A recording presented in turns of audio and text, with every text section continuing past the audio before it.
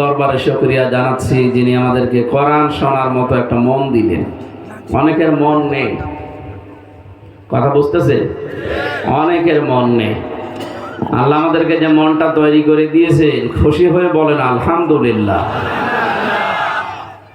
আজকের তেলাওয়াত কিন্তু আয়াত দিয়ে আমরা কোরআনে কারীম যেটা জানাতে চেয়েছি ওইভাবে তাফসীর আকারে কথা বলবো ইনশাআল্লাহ। আপনাদের শুনতে হলে আল্লাহর নির্দেশ মানা লাগবে আগে, কারণ এটা তো আর গানের অনুষ্ঠান না, এটা ইবাদত হচ্ছে। মানুষ যেই কয়জনই হোক, কি হচ্ছে বলেন তো? ইবাদত চলছে এখন। বিশ্বনবী কোরআনে কারীম দিয়ে তিনি জানিয়েছেন ফাসতামিউ লাহু ওয়া আনসিতু লাআল্লাকুম তুরহামুন। এক নম্বরে শুনতে হবে যেভাবে সেভাবে না, মনোযোগ সহকারে। দুই নম্বরে চুপ থাকা লাগবে। তাহলে শোনাও ইবাদত, চুপ থাকাও ইবাদত। লাআল্লাকুম তুরহামুন, আশা করা যায় এখানে রহমত নাজিল হবে। আর আমরা যেটা পাওয়ার জন্য এসেছি, কথা বলে ঠিক কিনা? সুতরাং এই দুইটা শর্ত আশা করছি আপনারা মানবেন। দাঁড়িয়ে থাকেন, বসে থাকেন, শুয়ে থাকেন, যেভাবে থাকেন আমার অসুবিধা নেই, কিন্তু কথা বলবেন না। নিস্তব্ধ ভাবে শোনা লাগবে, তাও মনোযোগ দিয়ে, কারণ আল্লাহর কথার অনেক ওজন। ইন্না সানুলকি আলাইকা কাওলান সাকিলা, এটা অনেক ভার। ইন্না আরাদনাল আমানাতা আলাস সামাওয়াতি ওয়াল আরদি ওয়াল জিবাল ফাআবাইনা ইয়াহমিলনাহা ওয়া আশফাকনা মিনহা ওয়া হামালাহাল ইনসান। আল্লাহ তাআলা বলেন, এটাকে আমি পাহাড়ের উপরে, আকাশের উপরে, জমিনের উপরে রাখতে চেয়েছিলাম, কেউ রাজি হয়নি। এত ভারী, কেউ নিতে চায়নি। সবাই তো অস্বীকৃতি জানিয়েছে, অস্বীকার করেছে যে আমরা পারবো না, এতটুকু না। ওয়া আশফাকনা মিনহা ওয়া হামালাহাল ইনসান, তার ভয় পর্যন্ত পেয়েছে। কিন্তু মানুষ এমন আশ্চর্য, এরা এই ভার বহন করে চলছে। যদিও এরা ভার বহন করতে পারে না, তারপরও জোর করে পিঠের উপরে তুলে নিয়েছে। আমরা জানি না যে এর ভার কেমন। আমাদের চাইতে 70 গুণ শক্তি ছিল মুহাম্মদ রাসূলুল্লাহর শরীরে। নবীজি বলেন, আমার এক হাতের ভেতরে 100 হানজার শক্তি ছিল। আমি 100 জন মিলে যা শক্তিশালী, নবীজির এক হাতে তাই ছিল। এইরকম মানুষের উপরে যখন কোরআনের আয়াত নাযিল হতো, নবীজি ঘেমে যেতেন। যার উপরে বসা থাকতেন ওইটা পাথরের ভেতরে, মাটির ভেতরে দেবে যেত। তাহলে অবশ্যই এর ওজন আছে, ভার আছে, মহা শক্তিশালী বিষয় এটা। আমরা যেটা বহন করে চলছি, লাউ আনজালনা হাদাল কুরআনা আলা জাবালিল লারাআইতাহু খাশিআন মুতাসাদ্দিআন মিন খাশিয়াতিল্লাহ। আল্লাহ পাক বলেন, যদি আমি পাহাড়ের উপরে সত্যি এটা দিতাম, পাহাড় আল্লাহর ভয়ে দ্বিখণ্ডিত হয়ে যেত, খণ্ড বিখণ্ড হয়ে একেবারে মিশে যেত মাটির সাথে। মুতাসাদ্দিআন মিন খাশিয়াতিল্লাহ ওয়া তিলকাল আমসাল, এর ভেতর অনেক নিদর্শন আছে, উপমা আছে, দৃষ্টান্ত আছে, উদাহরণ আছে। লিন্নাস, মানুষের জন্য। লাআল্লাকুম ইয়াতাফাক্কারুন, লাআল্লাহুম ইয়াতাফাক্কারুন, মানুষ যেন এগুলো নিয়ে চিন্তা ভাবনা করে। আজকে আমরা কিছু চিন্তার খোরাকি দেব ইনশাআল্লাহ। আমি সহ যারা এসেছি, আমাদের যেন চিন্তা ভাবনার উদ্রেক হয়। চিন্তার যেখানে তালাবদ্ধ করা আছে, ওই তালা যেন আজকে খুলে যায়, এরকম কিছু কথা আল্লাহ বের করার তৌফিক আমাকে দান করেন, আমিন। আমরা যারা বলতে এসেছি, আমরা হেদায়েত হাতে করে নিয়ে আসি নাই। আমার হাতে আল্লাহ হেদায়েত দিয়ে পাঠিয়ে দিয়েছে না। ইন্নামা আনতা মুযাক্কির লাস্তা আলাইহিম বিমুসাইতির। হে নবী, আপনি উপদেশক, আপনার কাজ মানুষকে আপনি উপদেশ দেন, এতটুকুই শেষ। আপনার আর কোনো কাজ নেই, আপনি মানুষকে উপদেশ দেবেন। আমি আপনাকে মানুষের উপরে কর্ম নিয়ন্ত্রক বানাইনি যে মানুষ পিটিয়ে আপনি হেদায়েত করবেন দারোগা পুলিশের মতো, দরকার নেই। বলিল হাক্কু মির রাব্বিকুম ফামান শাআ ফালিয়ুমিন ওয়া মান শাআ ফালিয়াকফুর। সত্য কথাটা তুলে ধরবেন, যার ইচ্ছা হয় সে মেনে নেবে, যার ইচ্ছা হয় সে কুফরি করবে। বিচার করার জন্য তো একজন আছে নাকি? কথা বলেন। আল্লাহ পাক বলেন, ফাইন্নামা আলাইকাল বালাগু ওয়া আলাইনাল হিসাব। সূরা রদের 40 নম্বর আয়াতের শেষের দিকে আছে, আল্লাহ পাক বলেন, হে নবী, আপনার দায়িত্ব পৌঁছিয়ে দেওয়া আর আমার দায়িত্ব হিসাব নেওয়া। সুতরাং হিসাব নেবেন চূড়ান্ত ভাবে কে বলেন তো? আল্লাহ। লাইসা আলাইকা হুদাহুম ওয়ালাকিন্নাল্লাহা ইয়াহদি মান ইয়াশা। আপনি কখনোই পারবেন না কাউকে সঠিক পথে নিয়ে আসতে, আমি আল্লাহ যদি ইচ্ছা না করি। সূরা বাকারা 272 নম্বর আয়াতের প্রথম অংশে আছে। সব আয়াতের সামারাইজ এইটা, হেদায়েতে পৃথিবীতে আল্লাহ কারো হাতে দেয়নি, নবীর হাতেও দেয়নি। কি? হযরতে আবু হুরায়রা রাদিয়াল্লাহু তাআলা আনহু, তিনি রাস্তার পাশে একবার একটা গাছ লাগাচ্ছিলেন, হঠাৎ তিনি হেসে উঠলেন। সাহাবীরা বলে, কি গাছ লাগানোর ভেতরে হাসির কারণ? তিনি বললেন, এই মাত্র কোরআনের আয়াত নাযিল হয়েছে, ইন্নাকা লা তাহদি মান আহাবাবতা ওয়ালাকিন্নাল্লাহা ইয়াহদি মান ইয়াশা। সূরা কসস 56 নম্বর আয়াতের প্রথম অংশে আছে, হে নবী, আপনি যাকে ভালোবাসেন, মহব্বত করেন, পছন্দ করেন, তাকে আপনি সৎ পথে আনতে পারবেন না। এটা আমি আল্লাহ নিজের হাতে রেখে দিয়েছি। আমি জানি যে হেদায়েত পাবে কে, তাকে এটা দান করি। এই জন্য আমাদের মনের অবস্থা যেহেতু আল্লাহ জানেন, আমাদের মন আগে তৈরি করা লাগবে। এখানে কোনো দলীয় চিন্তা ভাবনা নিয়ে বসা যাবে না। কি কথা বুঝতেছেন? আমাদের চিন্তা ভাবনা সব বাইরে ফেলে রাখেন। এখানে একেবারে নিষ্কলুষ, একেবারে ফাঁকা একটা মন নিয়ে বসেন। যদি আপনার কপালে আল্লাহ হেদায়েত লিখে রাখে, অবশ্যই আজকের আলোচনা আপনার জীবনের মোড় ঘুরিয়ে দেবে। খুব গুরুত্বপূর্ণ একটা বিষয় আজকে পড়েছি। আল্লাহ আমাকে সহজভাবে উপস্থাপন করার তৌফিক দাও, বলেন আমিন। হুয়া আ'লামু দিয়েছেন। আ'লামু ইসমে তাফসীল, এটা সুপারলেটিভ ডিগ্রি বলা হয় ইংরেজিতে। এর চাইতে বড় শব্দ আর আরবিতে নেই। আল্লাহ বলেন, আমি জানি সবচাইতে ভালো করে যে আসলে কোন লোকটা হেদায়েত পাওয়ার যোগ্য। এই যে নরসিংদী জেলার শেবপুরে বাড়ি, গিরিশচন্দ্র সেন, এই বেটা পুরা কোরআন শরীফ শুধু অর্থ লিখে নাই, তাফসীরও লিখেছে। আপনি বলেন তো, একটা পুরা কোরআনের ৬৬৬৬টি আয়াত, এটা হচ্ছে প্রসিদ্ধ, আর ৬২৩৬টি আয়াত, এটা হচ্ছে বিশুদ্ধ। ৬৬৬৬ বলেন আর ৬২৩৬ বলেন, দুইটাই ঠিক আছে। তো উনি এই যে তাফসীর লিখলেন, এখানে ডাক্তার সাহেব সহ যত আলেম আছে, কেউ বুকে হাত দিয়ে বলতে পারবে পুরা কোরআনের প্রতিটি শব্দের অর্থ আমার জানা আছে? না, আমারও ক্ষমতা নেই। আমি পড়িয়েছি পুরাটা, কিন্তু আমার মনে নেই। আমার এখন আবার দেখা লাগবে। অথচ সেই ছোটবেলা থেকে এর পেছনে আমি লেগে আছি।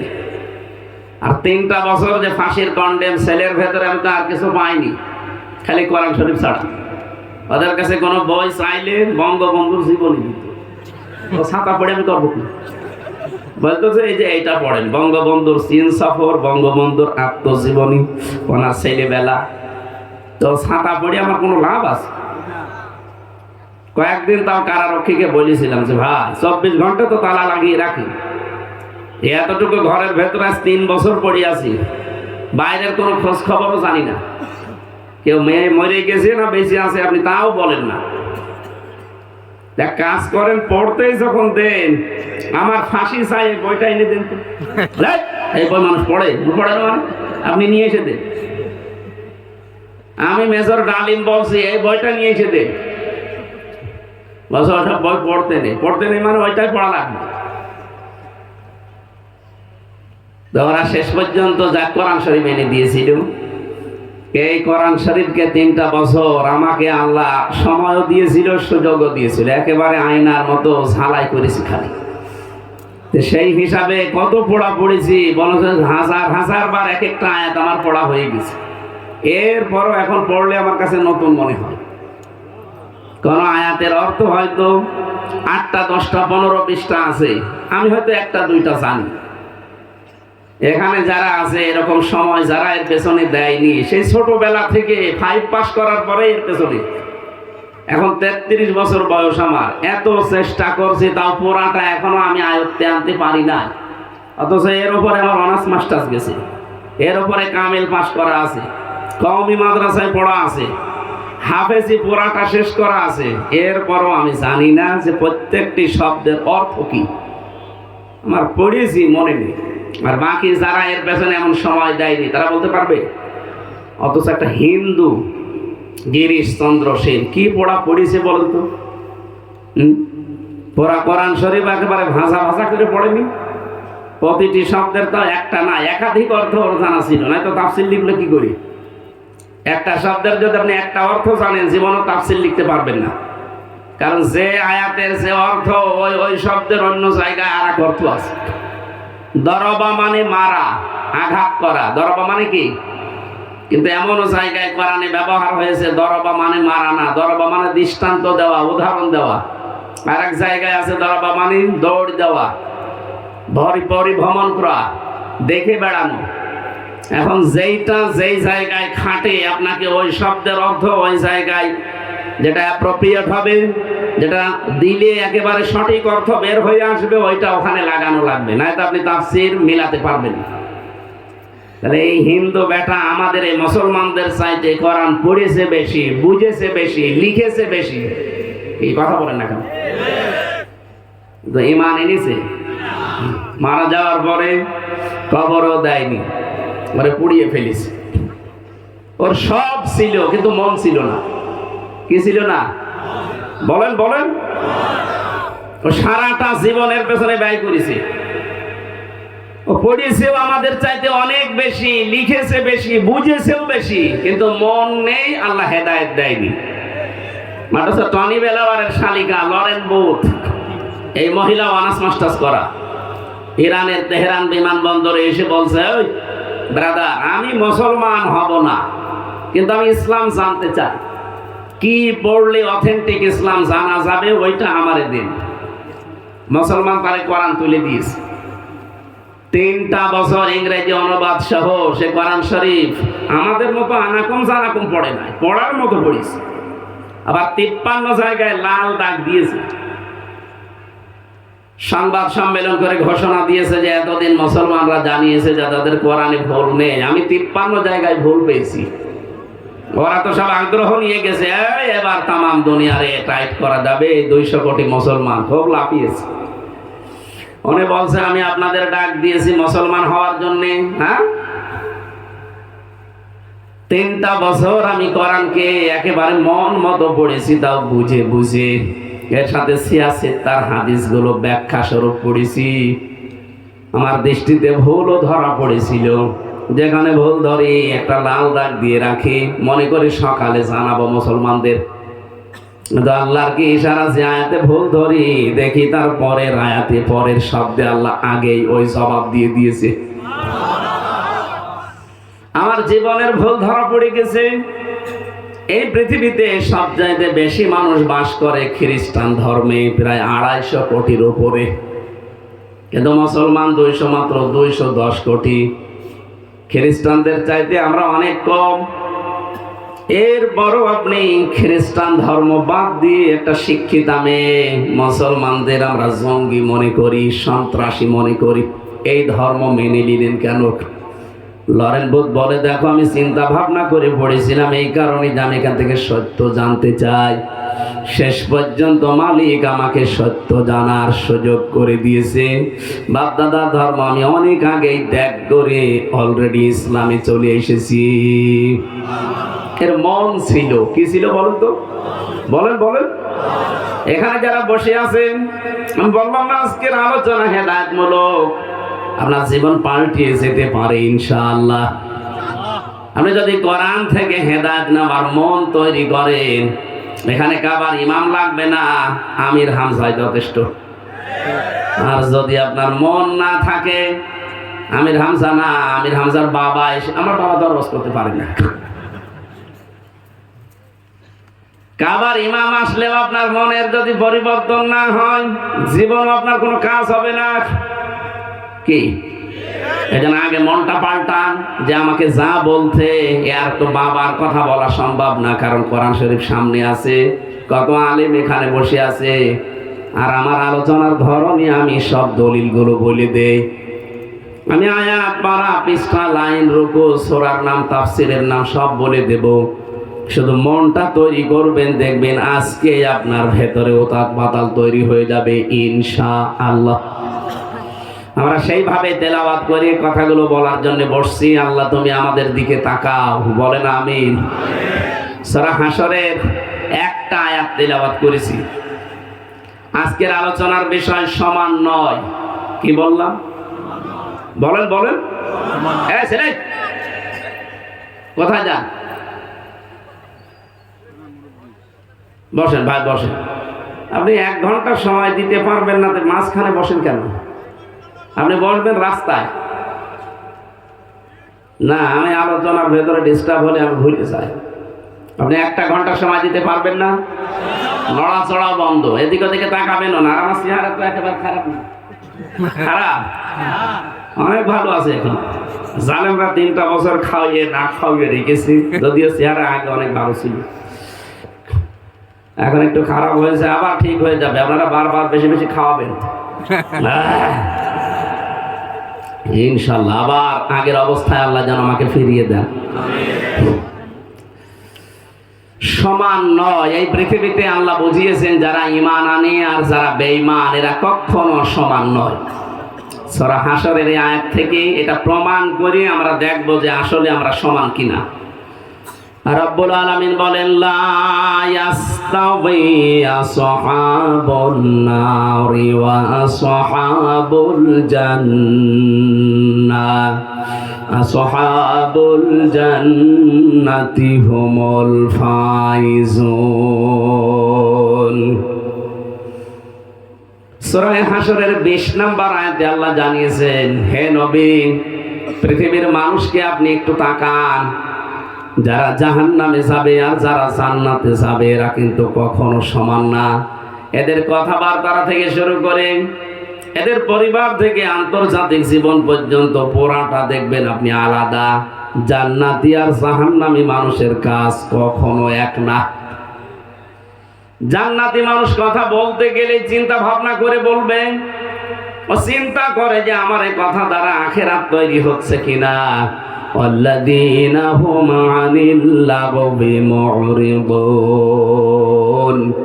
রব্বুল আলামিন বলেন যারা সফল মুমিন তাদের 3 নাম্বার গুণ এইটা, ওরা অনর্থক কোনো কথা কোনো কাজ করে না, ওখানে গেলে ফিরে থাকে।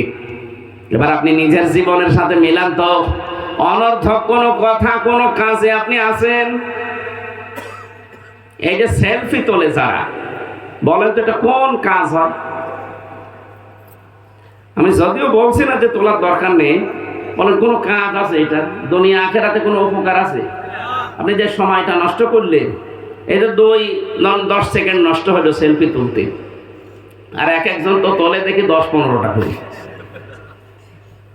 1-1.5 মিনিট সময় আপনি নষ্ট করেন, ওর ভেতরে কিন্তু কোরআনের একটা আয়াত পড়লে প্রতিটি অক্ষরে 10টা করে নেকি পেতেন।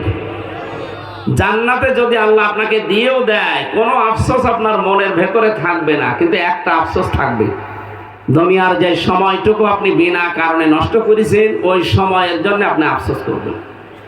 এই আফসোস যেন আমাদের জান্নাতে যাওয়ার পরে না হয়, এখন থেকে সতর্ক হওয়া লাগবে না? সুতরাং অনর্থক কোনো কথা কোনো কাজে নিজেকে ব্যয় করা যাবে না। এ পৃথিবীর সবচাইতে বড় অনর্থক কাজ হচ্ছে মানুষের তৈরি করা আইন কানুন দুনিয়ায় প্রতিষ্ঠার জন্য চেষ্টা করা। আজ বাংলাদেশে যারা আল্লাহর আইন বাদ দিয়ে মানুষের তৈরি করা আইন কায়েম করার জন্য চেষ্টা করছে, সে যে দলের লোক হোক, আমার ওসব দেখার দরকার নেই। আপনি অনর্থক কাজে আছেন। কে এটা ভুল প্রমাণ করতে পারবেন? কোন হুজুর নিয়ে আসবেন, নিয়ে আসেন। আপনাকে আমি বাঁচাতে চাই, আমি দেখতে পাচ্ছি আপনি জাহান্নামে যাচ্ছেন। মানুষের তৈরি করা আইন কানুন এই দুনিয়ায় কায়েম করা প্রতিষ্ঠা করা, একে বিজয়ী করার চিন্তা ভাবনা করা সব অনর্থক। কোন জান্নাতি মানুষ এ কাজ করতে পারে না। আমরা যারা জান্নাত চাই তাদের জীবনটাই তো অর্থ করে দিয়েছি আল্লাহর আইনের জন্য। বলেন শহীদ আল্লামা দেলাওয়ার হোসাইন সাইদি রহমতুল্লাহ আলাইহি উনি যদি চিন্তা ভাবনা করতেন যে আখেরাত যা হয় হোক, আগে দুনিয়াকে মজা লেলো নিয়ে নেই, ওনার কিন্তু 13 বছর না 13 দিনও জেলখানায় থাকা লাগতো না। ধরার পরে জালেমরা অফার দিয়েছিল, আমি তো তার সাথে ছিলাম, আমি নিজে শুনেছি তার মুখ থেকে যে হামজা আমার অফারও দিয়েছিল যে আপনি জামাত ইসলামী বাংলাদেশ ছেড়ে দিয়ে নিজে একটা দল করেন, অথবা আপনি পীর হয়ে যান, দরবার খোলেন, দেখেন আপনার মুরিদ কত হয়। আপনি সারা জীবনে কিচ্ছু করা লাগবে না, শুধু বসে বসে থাকবেন, টাকা আসতেই থাকবে, দরকার হয় আমার দলের লোক আপনার মুরিদ হবে। বলেন না, আমি ইসলাম বুঝেছি কোরআন আর হাদিস থেকে। কোন বাবা কি বলে, কোন দাদা কি বলে, ওইটা আমি কোনোদিন দেখিনি। আমি দেখেছি আল্লাহ কি বলে, রসুল কি করে। হ্যাঁ, কথা বলুন। এটা সাইয়্যিদ আবুল আলা মাওদুদী রহমাতুল্লাহ আলাইহি ওনার কথা। উনি জানিয়েছেন যে আমি ইসলাম মানতে গিয়ে কোনোদিন দেখিনি যে আমার বাবা কি বলেছে, আমার দাদা কি বলেছে, আমার পীর কি বলেছে। না, আমি দেখতে চেয়েছি সব সময় আল্লাহ কি বলেছে, রাসূল কি করেছে। উনি যদি ওই সময় সত্যি মেনে নিতেন, 13 বছর জেলখানা, এরপরে ওনাকে ইনজেকশন দিয়ে মেরে ফেলা, কিছুই হতো না। যেদিন বের হয়ে যাচ্ছিল কি হাসি একটা দেখলাম জেলখানার গেটে, অথচ পরের দিন শুনলাম যে উনি আর নেই। আমারও ধরার পরে পড়েছিল। দেখেন, আমরা যা যা বলতে বলি এইগুলো বলবেন, দেশের বিরুদ্ধে এই কথা বলবেন, জামাত ইসলামী বাংলাদেশ আর ছাত্র শিবিরের বিরুদ্ধে এই কথা বলবেন। আমি আকিস গ্রুপের খতিব ছিলাম, নাম শোনেননি? বলেছিল আকিস গ্রুপকে আপনি এই দেশের বিরুদ্ধে ওরা টাকা পয়সা খরচ করে এই কথাগুলো লিখে দেবেন। না, এ মিথ্যা কথা আমি বলতে পারবো না। শেষ পর্যন্ত ওরা বলেছিল আপনার বউ তুলে নিয়ে আসেন, তারপরও সম্ভব না। এই জন্যই তো আমার জামিন হয়নি, নাই তো আমাদের ঠনকু একটা মামলা দিয়েছে, মূল্য চুরির মামলাও না। মূল্য চুরি করলেও তো 3 মাস জেলে থাকা লাগে। কি কথা বলছেন? আর আমার সন্দেহমূলক বাড়ি থেকে তুলে নিয়ে গেল, যে আমরা সন্দেহ করছি আপনি এরকম একটা কথা বলতে পারেন, এই বলে নিয়ে গেছে বাড়ি থেকে। যে মিথ্যা কথাগুলো বলাতে পারেনি, এই জন্য মামলাটা এমন কড়াকড়ি দিয়েছে, রাষ্ট্রদ্রোহী মামলা দিয়ে দিয়েছে।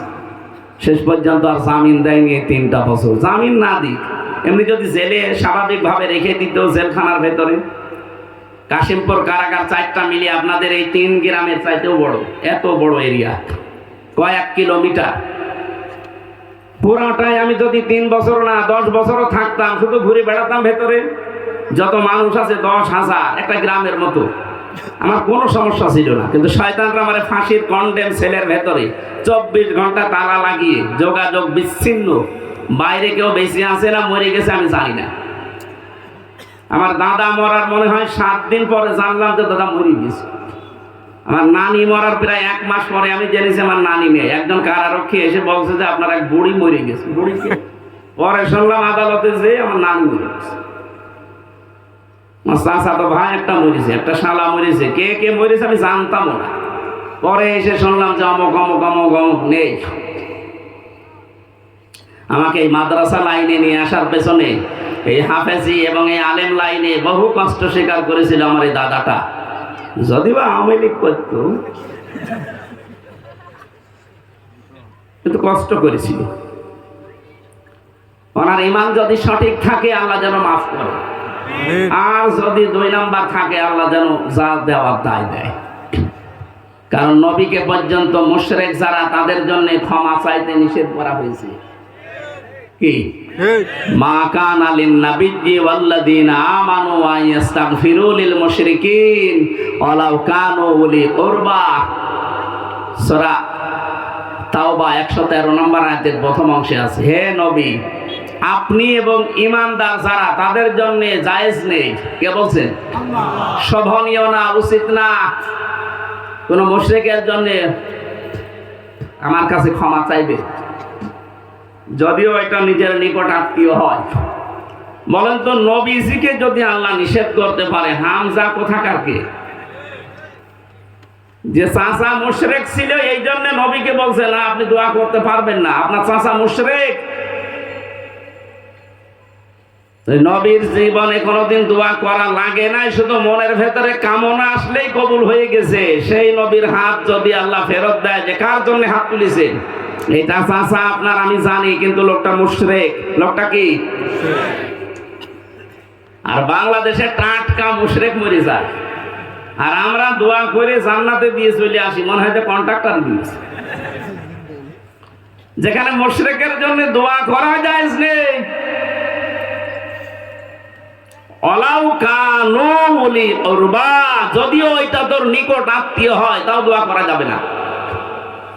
এখন মুশরিক কিনা এটা বুঝবেন কি করে? আল্লাহ যেটা পারে ওইটা অন্য কেউ পারে, এই বিশ্বাস করে যারা, তারা শিরিক করে, আর শিরিক যারা করে তারা মুশরিক। বলেন তো বাংলাদেশে এরকম মানুষ নেই? বহু মানুষ আছে, আমার দাদাও থাকতে পারে এরকম। আল্লাহ যেটা পারে ওইটা অন্য কেউ পারে, এই বিশ্বাস যারা করেন তারা শিরিক করছেন, আর শিরিক যারা করছেন তারা মুশরিক। আর মুশরিক মারা গেলে ওর জন্য জান্নাত হারাম, জাহান্নাম ওয়াজিব। সূরা মায়েদার ভেতরে আছে, ইন্নাহু মা ইউশরিক বিল্লাহি ফাকাদ হারামাল্লাহু আলাইহিল জান্নাহ ওয়া মাওয়াহুন নার ওয়া মা লিয-যালিমিনা মিন আনসার। এদের জন্য কোনো সাহায্যকারীও নেই। তাহলে সামারাইজ বক্তব্য এই, আল্লাহ যেটা পারে ওটা অন্য কেউ পারে। বলেন আরো জোরে বলেন। বলেন তো আইন বানাতে পারে কে? নাকি অন্য কেউ পারে? ইয়াকুলুনা হাল্লানা মিনাল আমরি মিন শাইইন। হে নবী, এটা সূরা আলে ইমরানে 154 নম্বর আয়াতের মাঝে আছে, 4 নাম্বার পারা 9 নাম্বার পৃষ্ঠা 3 নাম্বার লাইনে আছে। হে নবী, ওরা যদি জিজ্ঞাসা করে যে এই যে পরিবার সমাজ রাষ্ট্র চালাতে আইন লাগে, বিধান লাগে, এগুলোকে আমরা তৈরি করতে পারি? আল্লাহ বলেন কুলিন্নাল আমরা কুল্লাহু লিল্লাহ। না, ওদেরকে বলেন যে আইন তৈরি করবে শুধু কে? আল্লাহ। কারণ এইটা যদি কারো হাতে দেওয়া যায়, মানুষের যেহেতু মনটা সংকীর্ণ, এই জন্য যার হাতে দেবেন সে টেনে টেনে আইন বানাবে, নিজের দিকে, নিজের পরিবারের দিকে, নিজের দলীয়করণ করে, নিজের আত্মীয় স্বজনের দিকে তাকিয়ে ও বানাবে নিজের দিকে তাকিয়ে। এই জন্য আইন তৈরি করা কারো হাতে দেয়নি। নবীজির হাতেও পর্যন্ত আল্লাহ আইন তৈরি করার ক্ষমতা দেয়নি। হ্যাঁ, নবীজি যদি বলতেন এটা হ্যাঁ, ওটা হালাল হয়ে যেত, যদি বলতেন না ওটা হারাম হয়ে যেত। ওনাকে আল্লাহ সারে বানিয়েছেন, শরীয়ত প্রণেতা, এই ক্ষমতাটা আল্লাহ তাকে দিয়েছিলেন। এই জন্য আকাশের দিকে আঙ্গুল তুলেছিল শুধু এইভাবে, চাঁদ পর্যন্ত 2 টুকরা হয়ে গেছে। এই জমিন থেকে একটা পা শুধু উপরে তুলেছিলেন, আরো সে চলে গেছে। সুবহানাল্লাহ বলতে পারেন নাই? তাহলে নবী ছাড়া এই পৃথিবীতে আইন তৈরি করার ক্ষমতা আল্লাহ আর কাউকে দিয়েছে? বলেন।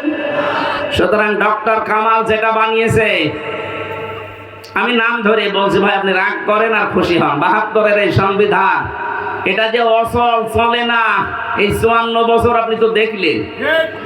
এখন অন্তত একটু বিবেকটা জাগ্রত করেন যে এখন আমরা 96% মুসলমানের দেশে আল্লাহ সংবিধান হিসাবে যেটা দিয়েছেন তার নাম ফুরকান। সূরা ফুরকান নেই? 77টা আয়াত আছে, 73টা ধারা আছে আয়াতের ভেতরে। বাংলাদেশের সংবিধানে কত ধারা, তাও কিছু হয় না। চোর যায় জেলে, ডাকাত হয়ে বের হয়। কিন্তু নিজে দেখেছি, চোর যায় ডাকাত হয়ে বের হয়, ডাকাত যায় মার্ডার মামলার আসামি হয়ে বের হয়।